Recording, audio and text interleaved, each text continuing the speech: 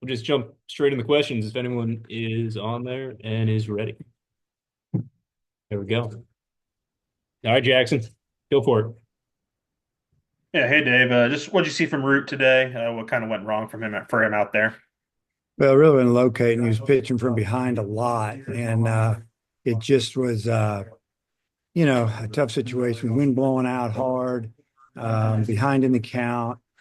Give credit to Ole Miss's hitters; they fouled off a lot of pitches and laid off a lot of borderline pitches, but just not the command that he's had.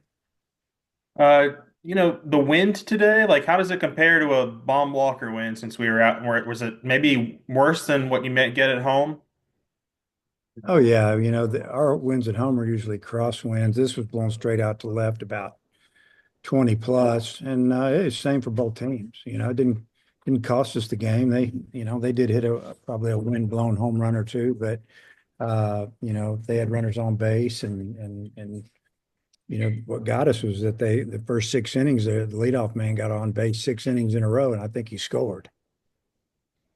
Yeah, given the context of, the bullpen and what the game, the situation they came into, are you at least pleased with how those guys maybe got through the innings? Yeah, they slowed it down, especially Bybee. I thought he threw really well and got our first leadoff man out in the seventh, and got our first zero there, and then he got another one in the eighth. So, I thought the bullpen did a good job. Last one for me. Do you lean on your experience from Arlington this year, losing the Friday night game and coming back and winning the next two? Well, one game at a time. So, it's just one of 30. There's a bunch of them. So, our guys are just, disappointed we lost, but we gotta learn from it and just move on. Matt, go ahead. Yeah, hey Dave, one error today, and then your outfielders left their feet a couple of times, turned maybe singles into doubles. Were you disappointed with the defensive play? Well, I think just the one play, because that ball is going to drop, and if it had been a dive where it hits your glove, but it was 3 and 4 feet in front of him, and with two outs and a runner scores from first, and um, really that was really the play that we shouldn't have had. And then, the ball that Iredale just took it out of his glove. He was trying to turn a double play on a ball that wasn't hit very hard, and he dropped the ball. So I wasn't really disappointed in our outfield play. I mean, we had our center fielder crashed into the wall full speed just about, and he didn't catch the ball, but it was a really good effort. On that little flare where they had a double, it looked like Vahiva was running in. Could you describe what was happening on that play It's defensively? called the runner was stealing the base, and he was going to cover. Okay. Left-handed hitter, he's going to cover, bang, flares it in, nobody there. Pushed it, out towards left fielder's deep. Shortstop cover. Just was a lucky play. And there were a couple of them early. They had some things go their way the first couple innings uh, that put us in a bind. Daniel, go ahead. Yeah, hi, Coach.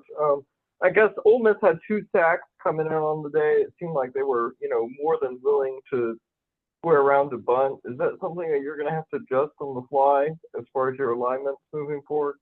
No, we know how to defend the bunt. The one bunt was an incredible bunt. I mean, he bunted it perfectly. Runner on first and second, nobody out. You already got like a 3 or 4 run lead. You're down in the order a little bit, the bottom half. You're just trying to, tack on runs. And I think it's probably because they felt like that we would make a run at them, which we did really. Just kind of maybe one big hit away in that inning. We scored a couple runs, and you know, so yeah, it's they sack bunted. We threw a guy out. They ran a sack bunt, and the left-hander bunted a perfect bunt. And it's the way it is. Your third baseman has to stay back a little bit just in case they try to steal. But just credit, it was just a great bunt. And then Elliott seemed like y'all got his pitch count up pretty good, but couldn't get the knockout punch. Just maybe Yep. talk about the approach on Yeah, the day. that's what he does. And we talked about it yesterday to the team, and that you've got to find a way to get the hit against him. And we got his count up, fouled off a lot of pitches, took a lot of pitches. I mean, we had him up to like he was throwing at least 20 pitches an inning for the most part. But it was one run instead of 2 and 3. And credit to him, he got out of some jams and, we never got that big hit, so to speak. Thanks, Coach. Matt, you got anything else? Yeah, I've just got one more with the forecast tomorrow. Has there been any discussion about playing a doubleheader on Sunday, or do you wait around tomorrow, and at what time do you think that decision is made? Well, I'm supposed to get a call probably in the next hour, and they're gonna set a time. It doesn't look like we're gonna try to play at regular time. It's supposed to rain unless it's changed in the last 4 or 5 hours that we've been at the field.